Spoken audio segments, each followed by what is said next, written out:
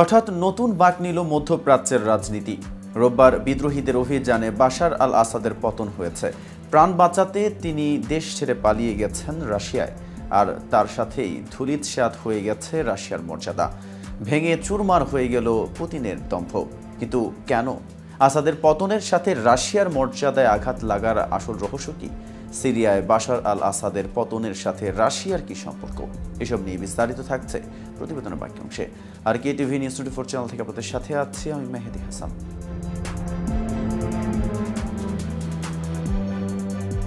সিরিয়ায় 2 যুগ ধরে ক্ষমতায় ছিলেন বাশার আল আসাদ।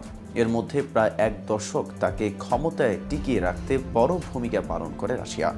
ক্রেমলিনের একটি সূত্রের বরাত দিয়ে রুশ সংবাদ সংস্থা ও দেশটির রাষ্ট্রীয় টেলিভিশন জানিয়েছে, মানবিক দৃষ্টিকোণ থেকেই বাশার আল আসাদ ও তার পরিবারকে রাজনৈতিক আশ্রয় দিয়েছে মস্কো। মাত্র কয়েকদিনের ব্যবধানে ক্রেমলিনের সিরিয়া প্রকল্পের সবচেয়ে নাটকীয় দিক উন্মোচিত হলো। আর দেখা গেল এই পরিস্থিতি সামাল দিতে মস্কো ক্ষমতাহীন। এক বিবৃতিতে রাশিয়ার পররাষ্ট্র মন্ত্রণালয় বলেছে, সিরিয়ার নাটকীয় পরিস্থিতির প্রতি অত্যন্ত উদ্বেগের সঙ্গেই নজর রাখছে মস্কো। বাশার আল আসাদ সরকারের পতন রাশিয়ার মর্যাদার জন্য একটি আঘাত। তুমুল গৃহযুদ্ধের জেরে 2015 সালে পতনের প্রায় দ্বার প্রান্তে পৌঁছে গিয়েছিল সিরিয়ার তৎকালীন প্রেসিডেন্ট বাশার আল আসাদ।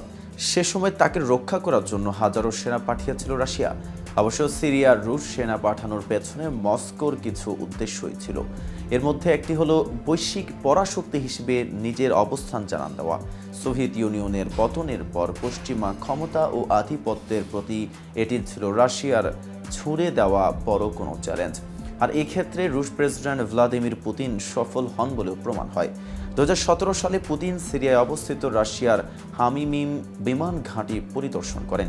সে সময় তিনি ঘোষণা দিয়েছেন যে মস্কোর সিরিয়া মিশন সম্পন্ন হয়েছে।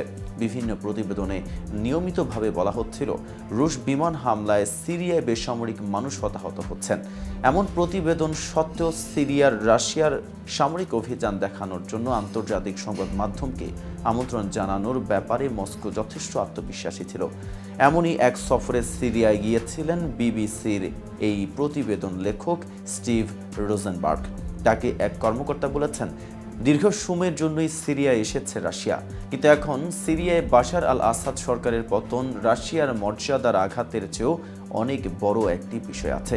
বাশার আল আসাদ সরকারকে সামরিক সহায়তা দেওয়ার বিনিময়ে সিরিয়ার কর্তৃপক্ষ রাশিয়াকে হামিমিমের বিমান ঘাঁটি টার্তুসের একটি নৌঘাঁটি 49 বছরের জন্য ইজারা দেয়।